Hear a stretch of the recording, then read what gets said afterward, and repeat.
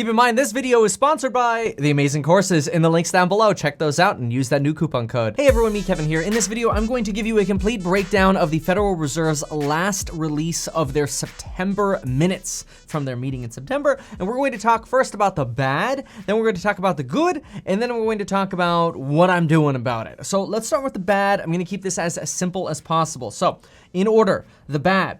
Asset prices are high, aka stocks and real estate are high. And that could lead to some larger fall risks if other risk factors present themselves, like a second wave of COVID. They specifically said that while assets are high and lending and rates are easy and low, then that might lead to a lot of excessive risk taking where it's like you take on more debt on high price stuff, and then if prices fall, you got an ouchies.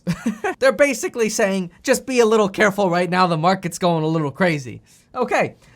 Also, they said because of this, it is getting more expensive to insure a portfolio against a market fall. This implies that more people are buying options to protect their portfolios against a downfall.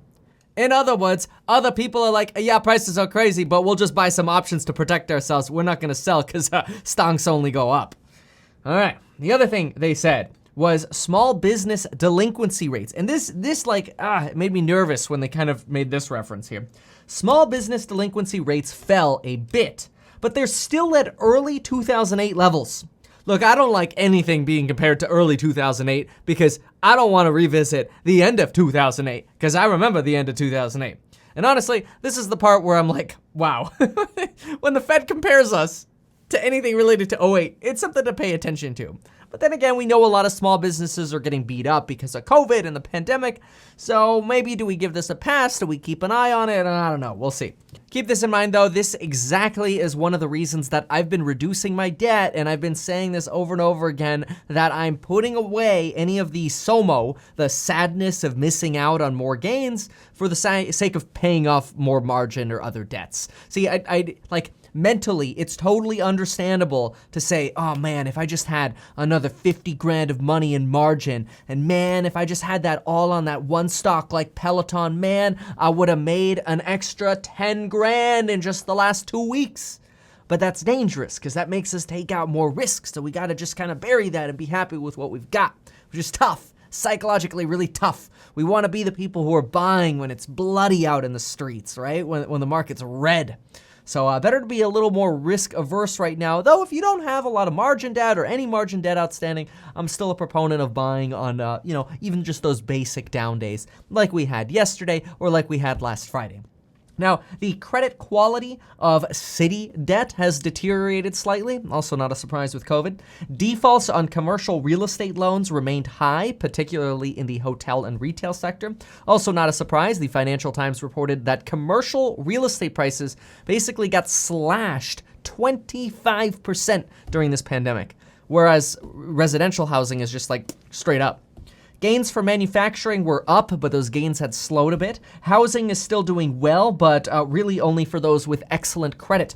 If you've tried to get a non-traditional loan or you've got suboptimal credit, you might find it very hard to get a loan right now.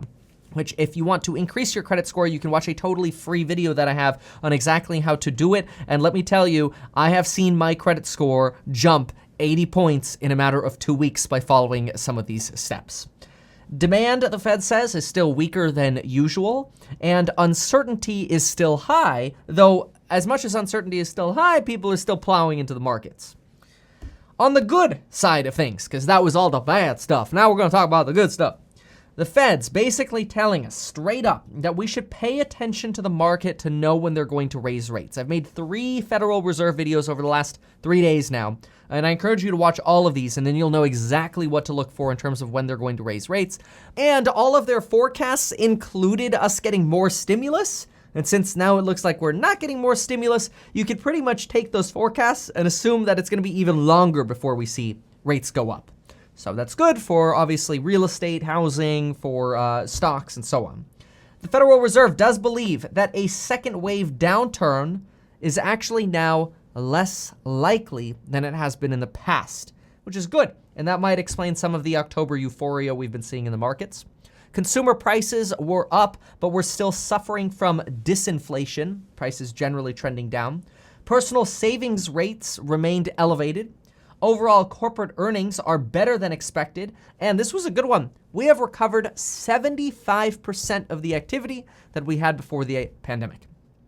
On actions, I'm honestly mostly just playing wait and see right now. Every time I get paid, I pay off more of my margin, and I just sit here and I look at the market, I go, honestly, I've been watching less CNBC and I've been keeping an eye on the Webull stocks less, because the more you look at it and you just see green, green, green, green, the more you SOMO and the more it's like, oh, take on more debt and borrow more and buy more stocks.